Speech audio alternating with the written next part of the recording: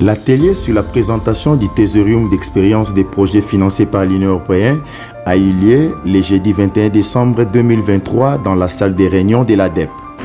Au cours de ces travaux qui ont connu la participation des différents experts de l'ADEP et les experts TIES avaient pour objectif de présenter le Thésarium d'expérience des projets financés par l'Union européenne dans le secteur de la santé.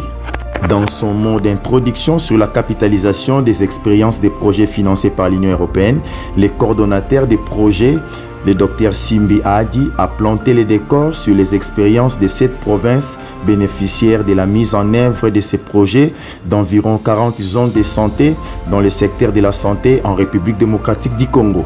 Pour rappel, le Dr Simbi a précisé que ces financements ont commencé depuis 2006 avec le programme 9e FED, puis le programme a évolué en 2013 avec le 10e FED où il y a eu 2 programmes. Il s'agit du programme d'appui au plan national au développement et celui des PAP OMD, par la suite 11e FED avec le PRODES. Dans ce nouveau mécanisme, il y a des projets qui sont dans la première et la deuxième phase qui se localisent dans le Congo central, le Kasaï central, le Kasaï oriental, la Lomami, le Nord Kivu, Ituri et Haut-Ouélé, tous pilotés par les ONG en place.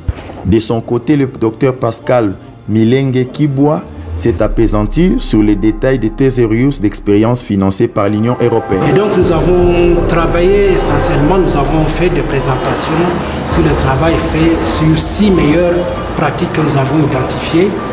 Il s'agit de l'encadrement des prestataires cliniques par des spécialistes.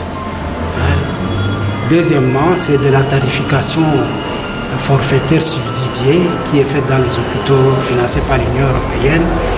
Ensuite, il y a le dossier médical, il y a la pharmacie zonale et aussi la démarche qualité. Donc nous avons documenté ces pratiques. Pourquoi? Parce que il s'agit là, il y a eu beaucoup d'innovations dans ces domaines-là.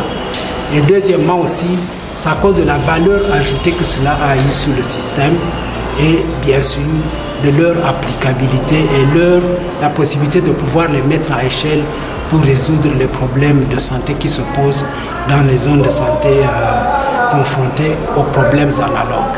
Il s'est de noter que cette rencontre a permis aux experts de présenter des résultats d'expériences vécues au cours de ces différents programmes, mais également faire des analyses pour d'autres perspectives. On l'a fait par le passé.